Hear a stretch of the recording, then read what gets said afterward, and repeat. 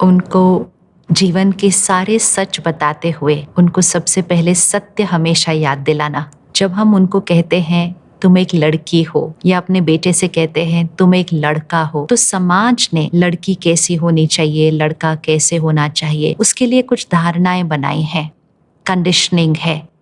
तो वो बच्चा उस कंडीशनिंग के अराउंड अपने आप को अडेप्ट करने की कोशिश करता है। ये सब मर्यादाएं हम सीख लेते हैं, लेकिन हमें साथ साथ उनको पहले ये याद दिलाना पड़ेगा, तुम एक शक्तिशाली, निडर, निर्भय, पवित्र आत्मा हो।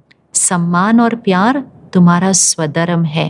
तो ये चाहे वो लड़का है या लड़की है, जब दोनों सीख लेंगे तो उनका एक दूसरे के प्रति नजरिया वो सम्मान का होगा।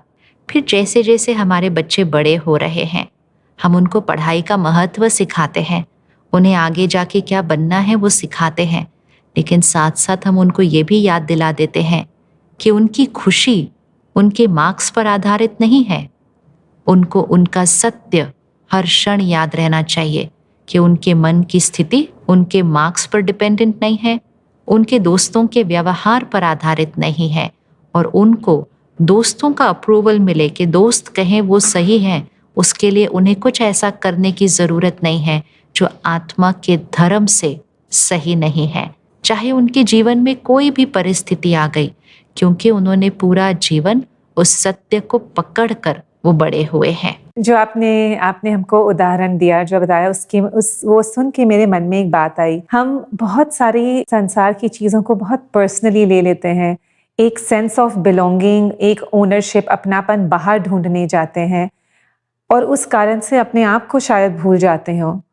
तो जैसे मेरे मन में एक विजुअलाइजेशन आया, एक पिक्चर आया कि अगर हम घर में बैठे हों और हमको पता है कि हमारा घर सेफ है और हमारी कंफर्ट उसमें है, तो बाहर अगर बारिश आ रही हो, बर्फ गिर रही हो, दिन हो, रात हो, हम उसको देख सकते हैं मगर उसको पर्सनली नहीं ले सकते हैं। तो वैसे ही आत्मा अपना घर है, राइट? और बाहर जो हो रहा है वो हो रहा है, उसको हमको देखना है। अगर बारिश है तो छाता लेकर जाना है, मगर अपनी आत्मा ही अपना घर है। ये बात हमको, हमारे बच्चों को जब हम उनको बताएं कि ये हो सकता है संसार में, ये घर, ये बाहर का सत्य है जो बदलता है और अंदर का सत्य है जो आपका है।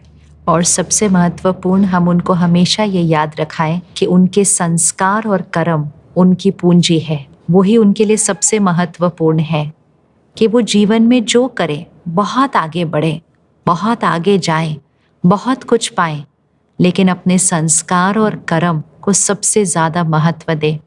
चाहे कुछ भी हो जाए, वो अपने संस्कार, कर्म और मर्यादाओं को उस पर कभी कॉम्प्रोमाइज़ ना करें। जैसे इवन छोटी सी बात होती है ना, कई बार बच्चा सिर्फ पास होने के लिए या ज़्यादा नंबर लाने के लिए कभी कभी थोड़ी सी चीटिंग कर देता है, तो उसने संस्कार को महत्व नहीं दिया, नंबर को महत्व दिया। आपका प्रायोरिटी संस्कार है, नंबर नहीं।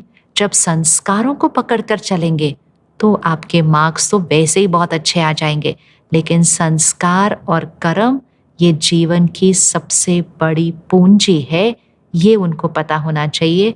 मार्क्स, व्यवसाय, पैसा, पोजेशन ये सेकेंडरी है। तो लाइफ की प्रायोरिटी बहुत क्लियर होनी चाहिए कि जो दिखता है वो सेकंड इम्पोर्टेंट है, लेकिन आत्मा के संस्कार और कर्म जो दिखते नहीं है वो फर्स्ट, सबसे ज़्यादा इम्पोर्टेंट है। ये भी एक बच्चे को छोटी उम्र से ही सिखाया जाए तो उसको जीवन भर ये सत्य कभी भूलेगा नहीं।